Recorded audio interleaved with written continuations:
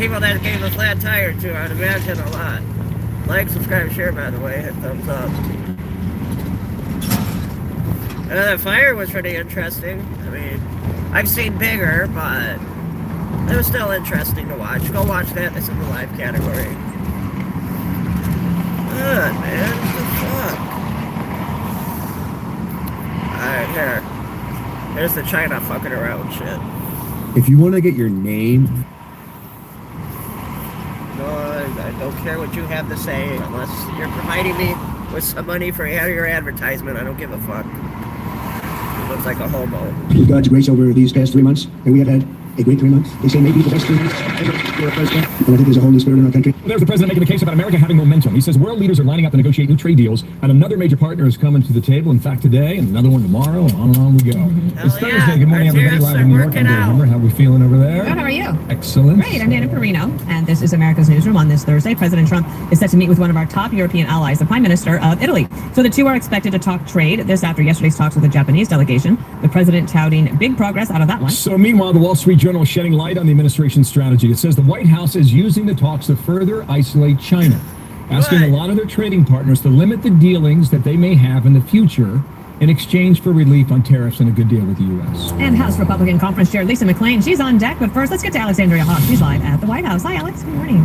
Hi, good to be with you. You know, from the European Union's perspective, Prime Minister Meloni is a bridge to that thing. We've heard the term Trump whisper being tossed around there. But the fact of the matter is, Meloni and President Trump have a good relationship. Compliments have been shared. She actually even attended the president's inauguration. So the EU hopes that today's meeting will help sell the president a 0-for-0 tariff deal that the EU has been seeking. Meloni, of course, is going to also want to preserve her own good standing. This morning, President Trump highlighted today's meeting and talks with other countries who have been driven to the table. He posted this morning. Had a very productive call with the president of Mexico yesterday. Likewise, he met with the highest level Japanese trade representatives. It was a very productive meeting. Every nation, including China, wants to meet today. What the hell are you talking about? Unblocked from what? Was directly involved with the Japanese delegation who was in Washington yesterday. What do you mean unblocked? You blocked me, wonderful? It was important to the president. On China, the White House I can swear all I want. Shit, piss, dick, fuck, ass, white motherfucker. They need to do business with the United States. I pity the fool. They need the best thing on the face of the planet, and that is the American consumer. Well, Federal Reserve Chair Jerome Powell is concerned about dampened consumer spending. What's up, tariff increases went beyond what banks were I know that's anticipating. psychotic shit you're talking about right now. The effects of that are likely to move us away. All you gotta do to unblock a YouTube page is go to settings, unblock. I didn't even know you could block somebody on YouTube. And inflation is likely to go up as tariffs find their way. And President Trump believes that interest rates should be cut now. The Federal, They should be. I like that. Cut them interest rates. Clarity on tariffs first, but how much time he has to wait is really put in question this morning. No, I can reapply again to YouTube. I don't know if I want to. Cannot come fast enough. Dana. All right, Alex, thank you so much. Looking beautiful Then you can't in swear. the White House sunshine. Thank you. So let's bring in Michigan. I don't gotta run commercials. I'm not on YouTube's payroll, so I can say whatever the fuck I want. Here's Scott Bessent, Treasury Secretary, talking about those who go to the front of the line will get a better deal. Watch here. I think there will be advantage to our allies, especially in a first mover advantage. Usually the first person who makes the deal gets the best deal. So who do you think will be first? It's their choice. Japan, you got Italy today and South Korea tomorrow. Here's the issue with this whole idea about isolating China. There was a loophole from the trade deal USMCA in 2018. Yeah, because what China's going to try doing is they're going to sell their shit to another country who's then going to sell that shit to us. And they're just going to work around the tariffs. That's why we got to isolate China. Good job, Trump. It allowed China to move factories into Mexico if you weren't and sell so the products the pro-Trump. Chinese made in those factories to the American consumer. And right now, Hey, I love being pro-Trump, and it hasn't hurt me at all. Do you have an inclination? Do you drive wonderful? Do you have a car? Do you pay for gas Italy, daily? Or Germany, anyone else down the line, that they're willing to play ball with the U.S. on that deal and close forever? My inclination is yes, and I think we've already seen actions towards that. President Trump, what he's trying to do, we've talked about the this best over and president over ever. again, he's President trying Trump. to level the playing field honestly and move in the right direction, trying to close the loophole. Look, he's trying to bring manufacturing back And to he's the doing a United good job States at it. and back to, most importantly, our guys allies, fucking not our adversaries. They need to fix like these China. motherfucking. They need And to he's manufacture these fucking talking about potholes it, but getting more fixed. Importantly, people and countries are acting upon it. And that's the positive that you're seeing. And if I can just say one more thing is, look at the state of Michigan. The state of Michigan is By the way, number wonderful. 3 Did you behind know California and Bill New York Clinton for and Obama manufacturing wanted to do jobs all the lost. exact same things that That's Trump's horrible doing for right our now, but state. you didn't That's give them horrible shit our for trying to do it, but you want to give President Trump for trying to do Trump the exact is same fixing thing it. that Bill He Clinton wants to bring and jobs Obama back wanted to to do the was United shrink States. government, And cut more government importantly, spending, for but you me, guys want to he give wants Trump to shit, bring you in jobs back to particular, Michigan. wonderful, So we're want to actually give Trump excited and fucking giving him shit some grace and about, patience on this. The Chinese are not. You wanna do leaving shit around. about, They are also on what I was just saying. I don't know if I'd call it a charm offensive, but they're going around, especially to Southeast Asia, saying, "Don't you want to cut a deal with us?" They spoke to the Europeans yesterday. My electric and they car. have cheaper goods to sell. Oh, you got a right? Tesla? We might have a So better you message. you They love might Elon have a Musk? better You got a deal for them. Tesla? Investors are saying, Wonderful. "Get Your to the electric table car? first." But yesterday, the Fed chairman warned this, that the impact of the tariffs cameras will include to higher avoid inflation potholes. and You can't slower avoid growth. those The potholes president back there. really They're didn't from want curb to that curb. message There's from no him. Might avoiding not it. even want Jerome I don't Powell to care be what around. kind of you can have a million cameras on your car and the car self-driving. It ain't gonna avoid curb to curb, fucking damn near fucking 2 cars long of fucking potholes. Trump. And the Fed chair can do what the Fed chair can do, and that is one potential outcome. But the other potential outcome that we're already see working is we see people already coming to the table. We see countries coming. See, to the they're table. negotiating Look at with what us. Japan Trump's doing is his job. Look at all the investments that are coming. He's doing back exactly what I into voted America. him for. Made $5 in trillion, America and again. Well, those that was investments unexpected, mean but jobs. I wanted So the cheap gas. That was my main reason for voting. Wonderful then said, no, have an electric car. I am conscious environment. Did you know an electric car is actually worse for the environment over the course of its life than a gas car is? So you're wrong on that, wonderful. You're spreading misinformation about electric cars. Over the course of the life of an electric car versus the course of a life of a gas car, the electric car is a scam and it's more harmful for the environment, especially if your power to charge your electric car is coming from a fucking coal power plant. You're defeating the purpose. Reconciliation idea. It's a stunning thing to hear Republicans even considering the possibility of raising taxes. From North Dakota, here is Senator Kevin Cramer, Republican. Here's what he said. He said, it's just so fun to be a Republican these days, just to watch the transformation where suddenly people are going. When you think about I'm not about why do people we worry so much about that? So whether it's allowing them to go up a driving little bit or around, even lowering some of the other stuff polluting more, the air. there's a populism growing in the party. Well, your even car among is those going to of us pollute the earth powdered with the wigs. battery. Once your Last batteries night, on your kind of cute, I electric thought. car go Because bad, it- the waste from those batteries Republicans might. don't And do you know how that taxes. battery acid would mine? Who will? With gas. They were gas with. So petroleum Gun was made to owners know mine the the battery total acid, concealment of your and then firearm petroleum is was attached used to to the transport the gun. It battery gives you the acid power. to the electric Yeah, car yeah, building yeah. place. Decide how to And handle the that's cool. You own a situation. Tesla. That's so you support Trump Nobody. then. And So the answer to I know that we question just is figured really out simple. wonderful is So a why Trump not supporter consider because entertaining and the Elon Musk possibility of supporters raising the because they rate got on an some of electric car, so they're supporting Team Trump Yeah. and Team Dodge. So Listen, I don't know why you're being have, so hateful, no wonderful. intention of raising the tax rates on anybody. The Republicans, we want lower tax rates. If we don't extend and make permanent these Trump tax cuts, it will be the largest tax cuts that the Hell yeah. American people have to deal with in probably their lifetime. I can share with you for Michiganders, if we don't make the Trump Trump's tax doing cuts good things permanent, for America. $2,400 a year, every Michigander will pay extra. As a business owner, of somebody who's grown and built their business from scratch, I like lower taxes because lower taxes means I can hire more people. I can invest in the business. I like can all the be charges charitable out today. to my community. I can give my employees more money. Well, that It card's in the just meeting. makes sense. The Democrats, they are the party of higher taxes. They Yes, want to they tax are. you and make you dependent on the government. The Republicans want to give you an opportunity Yes, to they work. do. And by doing that, we need to lower the tax rates. And that's what we have every intention to do. And that sounds So then, just great. quickly, would that be for Speaker Johnson, who might be keeping a list and checking it twice, that you would be a no on any resolution that would raise taxes? Lisa McLean is not for raising taxes. I can share that with you. I haven't heard a lot of my colleagues who are interested in raising taxes. There's so much inefficiency. There's so much fraud, waste, and abuse. Raising taxes shouldn't even be on the table right now. Got it. Thank you so much for joining us on this Thursday. It's been a busy week and another one to come next week. I'm sure we'll see you again soon. Thank you so much. I'm Steve Doocy. I'm Brian Kilmeade. And I'm Ainsley Earhart. And click here to subscribe to the Fox News. And I'm Johnny Smolsky, and make sure you like, subscribe, share to my channel. Here, let's play something else. White Hulk versus 5 Cop. I've seen that video. Here, more on China tariffs. No. 有一些感觉像俄罗斯的。 I finally heard as they're showing the video of the Chinese people crying because they got a shitload of product that they can't sell no more. Oh, goddamn, what the fuck?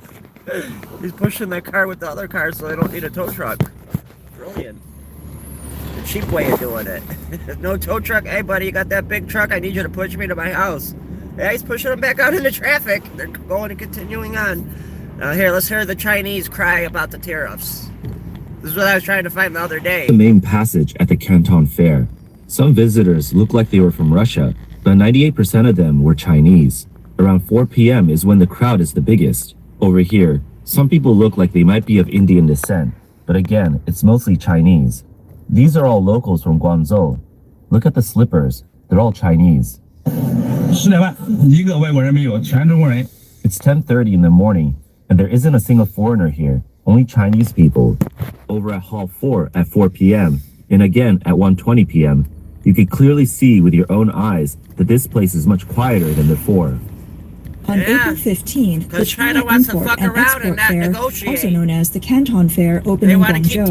This year's exhibition will run until May 5th. The video shows a mostly empty venue with very few visitors walking around. Good. It's a stark contrast to the usual packed scenes. In fact, some clips show that there are more exhibitors than guests. Oh, there's a One exhibitor said the venue felt too quiet, and even when some clients came into the halls, they didn't seem to be from the U.S. Most of them appeared to be from Asia, Africa, or Latin America. 今天是广交会的第一天，我现在在的是 C 区。 Today is the first day of the Canton Fair. I'm now on the 4th floor of Area C. Over the past 2 or 3 years, your country wants to fuck around and find out. That's why you got no shit in there. C. Our Shenzhen group got moved all the way to the top floor. It's now 4 p.m. and barely anyone came this morning. 今天我大概是在中午的时候 See more Chinese people Entered the hall around noon today and went to our booth. When I looked around, I wondered, what type of clients are these? Are they from Europe, from the U.S., or from Asia, Africa, and Latin America? I think everyone watching this can see very clearly what kind of clients these are. Even taxi drivers near the Canton Fair venue could feel how quiet things were. Good.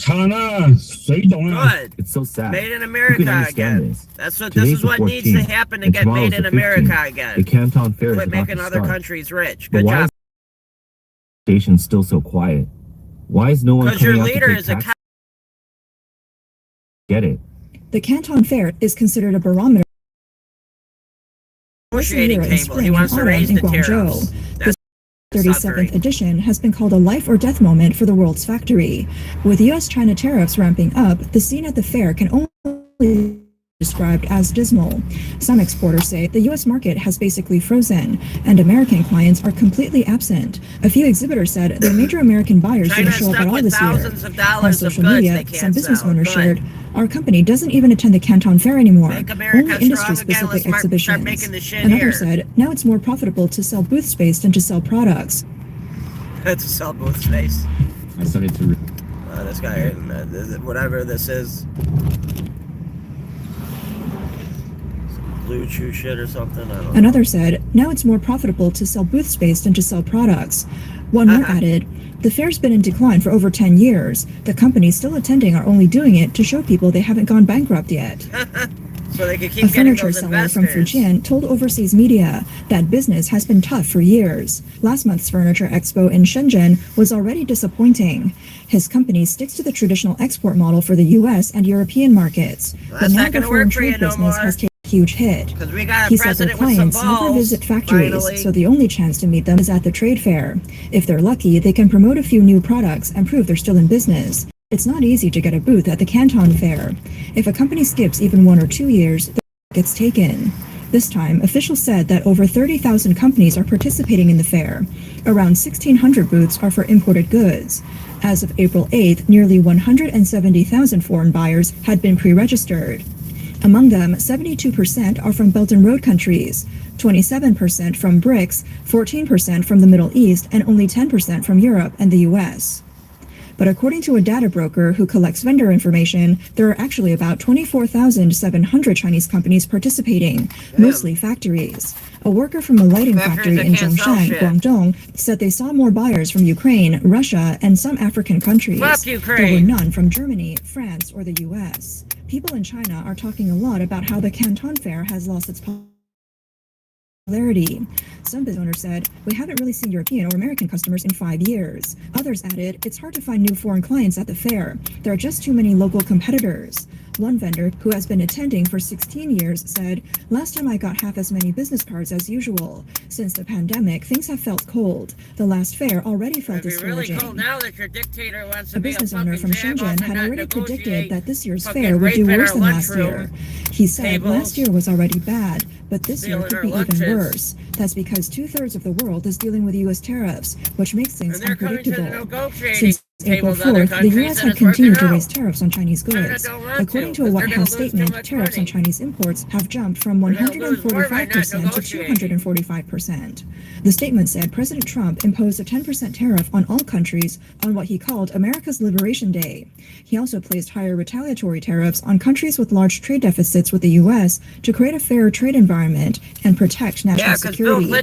Over 75 countries. Bill Clinton created an unfair trade environment by creating the free trade agreement, and that's what Bill Clinton did to make everything become made in China like it is currently. Now Trump's undoing the damage Bill Clinton did. Have since approached the U.S. to negotiate new trade deals. Some of those higher tariffs have been suspended, but China responded with its own retaliatory measures. The statement specifically mentioned that the 245% tariff on China was a direct result of China's retaliation. After Trump announced reciprocal tariffs on April 4th, the Chinese government imposed a 34% retaliatory tariff on U.S. goods and vowed to keep fighting. On April 7th, Trump warned that if China didn't withdraw its response, he would raise tariffs by another 50% on April 9th. In response, the Chinese government allowed the offshore yuan to fall, hitting a historic low of 7.4 on April 8th. Then on April 9th, Trump raised tariffs by another 50%, bringing the total to 125%. Oh, we're right by where that that fire same night, was the Chinese yesterday. government raised its own tariffs to 84%, effective from noon on April 10th. Shortly after, the U.S. raised its total tariff rate to 145% on Chinese imports, and China responded by increasing its tariffs on all U.S. goods to 125%. I would go past it right now, but I gotta go spy on Beijing this has stated Marine it will base. not raise tariffs and beyond the find the current Haitians living there. 125%. Amid this escalating trade war, U.S. Treasury Secretary Marine Scott Memorial, whatever the Bessent was fuck you asked wanna whether call the it now. U.S. might delist Chinese companies from American stock I gotta exchanges. go ask some He said Venezuelans all living in options there are how on the they table. feel about President Many Trump's believe this job could be he's another doing. strategic move by the U.S. That was against a the good, Chinese that was a good government. interview, and Targeting that Chinese stock Venezuelan listed guy in the was for U.S. Trump. He directly liked hits the Trump. interests He of said he would powerful vote for Chinese Trump if elites he who are had the tied to these chance, and that's companies. what the Venezuelans Economist saying, Li man. Hongqing at the U.S.-based Institute for Information and Strategy told foreign media that the standoff between Beijing and Trump is like a game of chicken. Sooner or later, someone has to blink. If China goes Trump's several playing months without chess, export fucking orders and a China's large playing number of checkers. companies collapse, it will leave this year's million college graduates without jobs and lead to social unrest. At that point, Xi Jinping would have no choice but to blink. The tariff battle between the U.S. and the That's Chinese what we need to government has happen. pushed We the need total to make tariff Xi levels on both Jinping sides blink. above 100%. If this continues, it could severely shrink trade between the two countries and even cause a full economic decoupling. A decoupling their would be a country major blow worse to than China's ours. economy, especially its export sector. These pressures gonna could cause start Made many in businesses America to go again. bankrupt, which would trigger unemployment. Life for ordinary people could become extremely difficult. In China, they're talking According about. to the latest data from China's General Administration of Customs, exports in March 2025 rose by 12.4% compared to the previous year, far exceeding the expected 4.6% increase. It was the highest in 5 months and reversed the 3% decline seen in February. But several analysts said the surge was due to China's not companies gonna rushing continue shipments stealing before our the new lunches tariffs took anymore. effect. It was not driven by real demand. Julian Evans Pritchard, chief China economist at Capital Economics, warned in his report that exports could drop sharply in the coming months. He predicted it could take years for China to return to previous export levels. On April 14th, Lu Daliang, spokesperson for the China's Customs Administration, admitted at a press conference in Beijing that Chinese exports are facing a complex and severe external environment, but he still insisted that the sky won't fall. Many in China's business sector disagree. They believe the sky has already fallen. A person working in foreign trade posted online saying, "The sky has collapsed. All our U.S. orders have been canceled. Good. The economy was already in trouble, and now this makes it you, worse. China. I don't even know what to do You're anymore. not stealing our Should I lunchroom try selling in the tray food domestic anymore. market? I've never done You're not live gonna stream continue sales. taking our I have no lunch, idea how China. it works." Other people shared similar frustrations. One person said the trade war has hit their factory, which makes children's products for With the YouTube Music app, you can discover remix.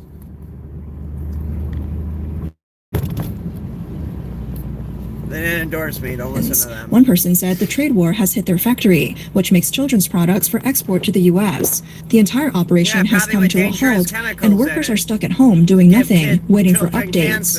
The tariff war has also caused a sharp drop in factory orders. Workers now work less than 5 hours a day, and it's hard to make ends meet. Some business owners are even using their own money to help their staff. One Chinese business owner said, "With U.S. tariffs going through the roof, foreign trade just doesn't work anymore. I still have about 20 million yuan worth of goods in storage. Today, I'm selling it all off at a 90% discount." At this year's Canton Fair, some manufacturers were openly complaining about how bad things have gotten. Reuters reported that on April 15th, a senior executive from a Chinese medical technology company said all their U.S. orders disappeared after the U.S. imposed a 145% tariff on Chinese goods. Candice Lee, a marketing manager at Shenzhen Kaimen Group, said, "This is about survival for our company because 60 to 70% of our business depends on American clients."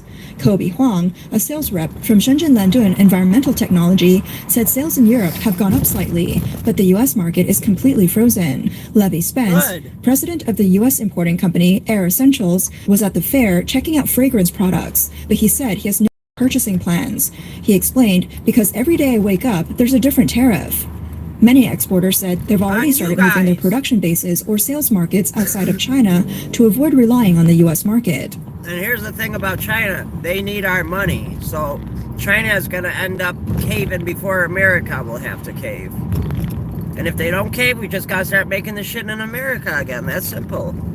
Henry Han, the sales manager at Apexto Electronics, said many of their clients used to ship components to a third country for final assembly in order to avoid tariffs. But those plans are now on hold because those countries might also face high tariffs.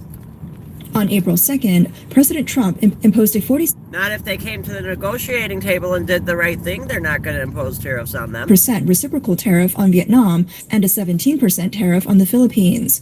But for the next 90 days, those tariffs will drop to 10% while the U.S. negotiates bilateral trade deals with those countries. And y'all do realize these countries have been tariffing us like insane amounts since Bill Clinton fucking created the problem.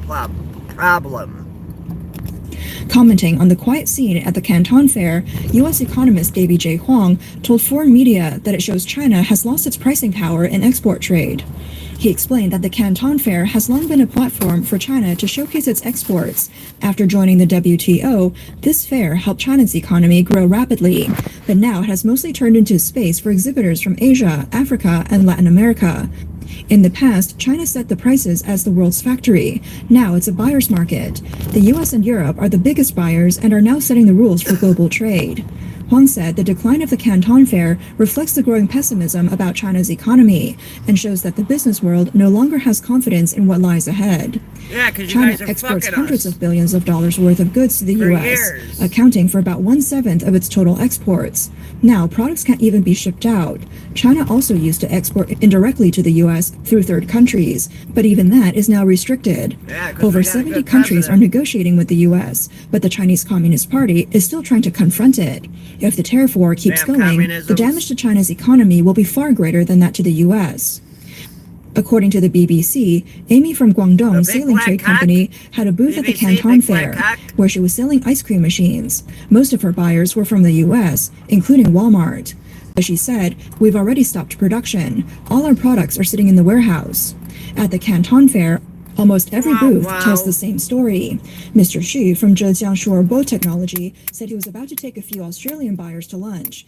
They came looking for cheap products and wanted to negotiate lower prices. But he said, it's just too hard for us. About half of our company's goods are sold to the US. This year, the Canton Fair is close to shutting down because of the tariff war. In fact, even last year, the fair had already lost its former glory. According to official data from 2024, the 135th Canton Fair covered 1.55 million square meters and had 74,000 booths, with more than 29,000 companies participating. Among them, 28,600 were export companies, over 4,300 were first-time participants, and 680 were import-focused companies. On May 9, 2023, Chinese authorities said the Canton Fair had reached its largest scale ever. It attracted hundreds of thousands of buyers from over 220 countries and regions, and more than 35,000 companies participated in person. The Canton Fair already felt quiet last October. People were wondering why it wasn't drawing attention anymore. It used to be the biggest event in the foreign trade industry. Every year when the fair started, foreign trade would become a hot topic across the country. But now, apart from basic announcements about the opening, there's barely any buzz about it. Some analysts point out that part of the reason is the organizers' conservative approach to promotion.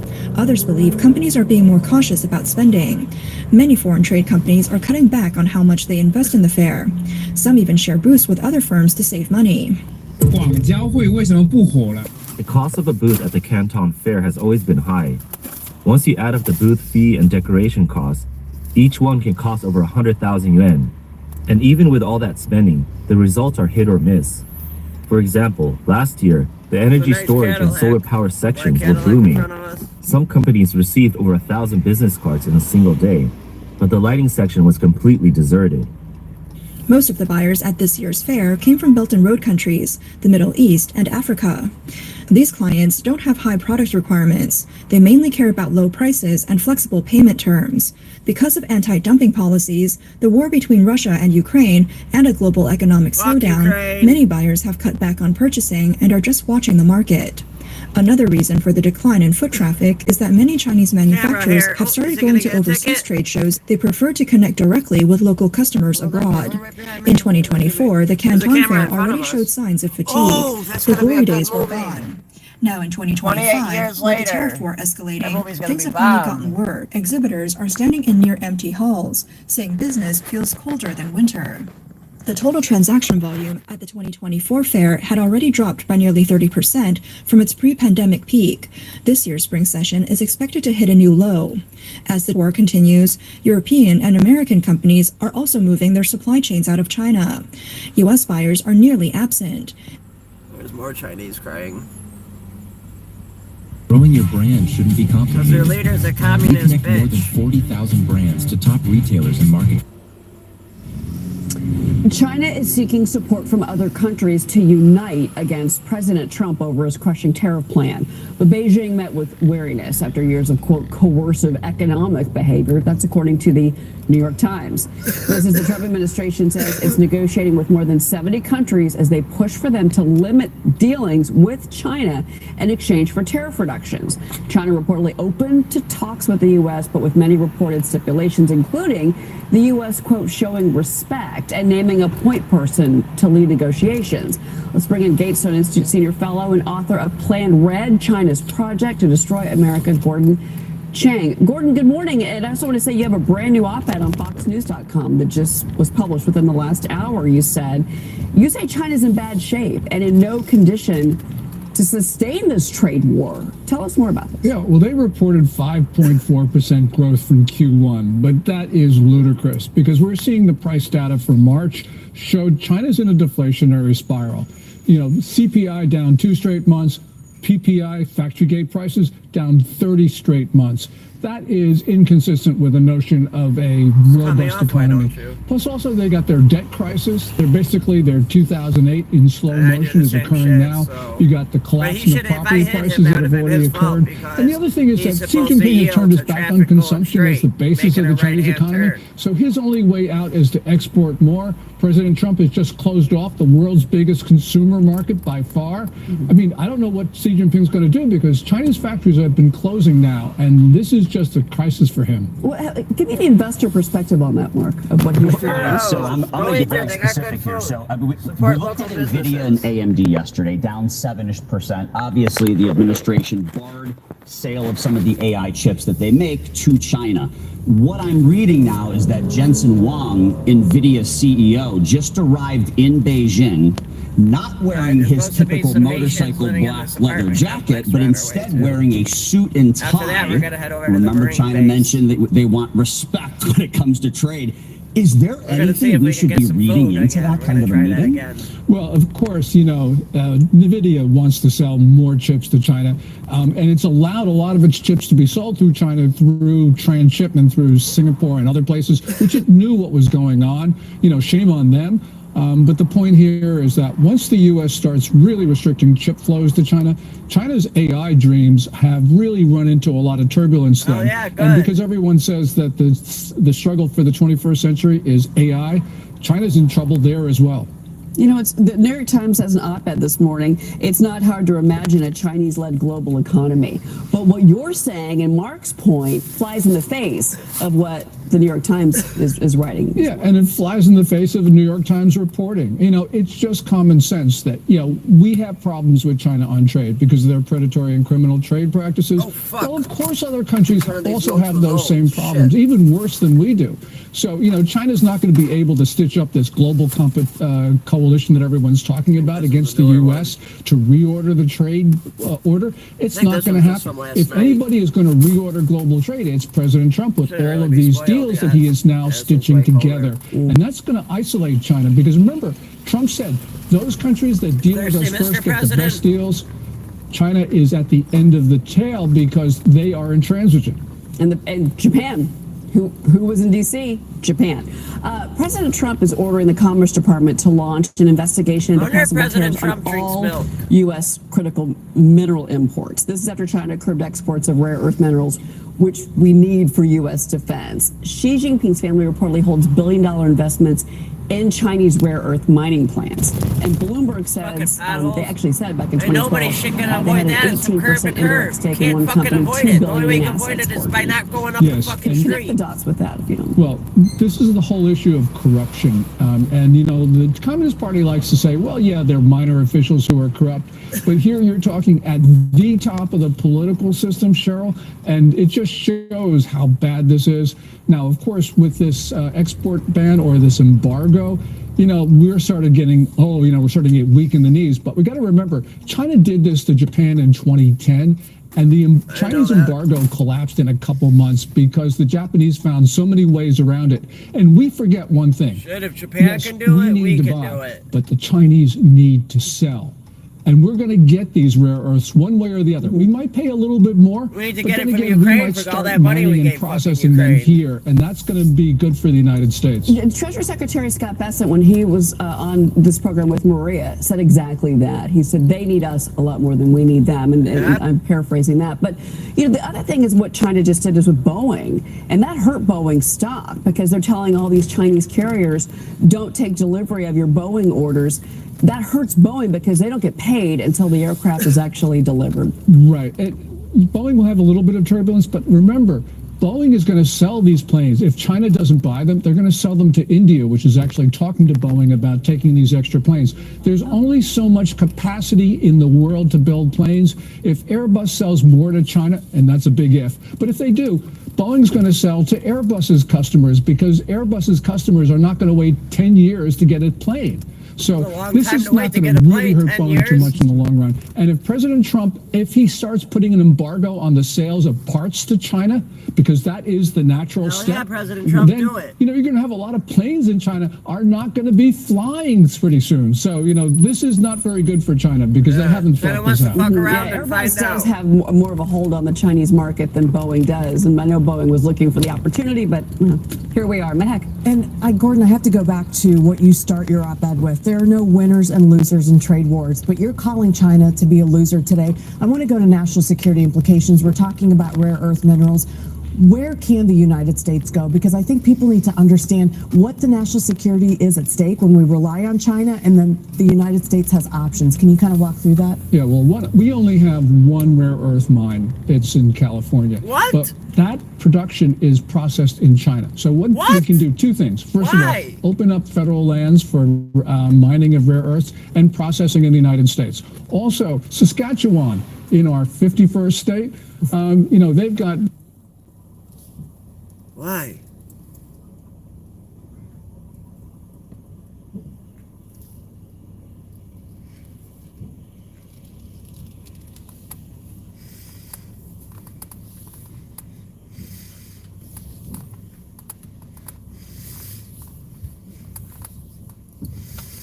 There's a rare earth mineral story there as well, which President Trump has pursued. Yeah. Right. Gordon, it's great to see you as always. Thanks, guys. Thank you so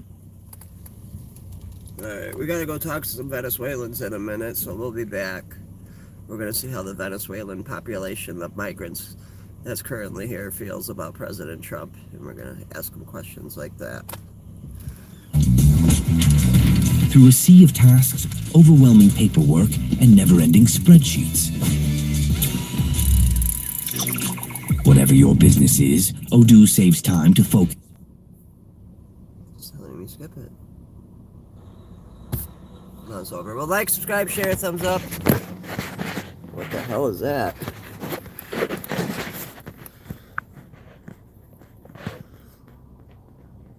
Brands are leaving. Why is it all fruity, the Apple sign? Alright, like, subscribe, share, thumbs up, yo. Thanks for watching. We'll be back with interviews with Venezuelans about President Trump.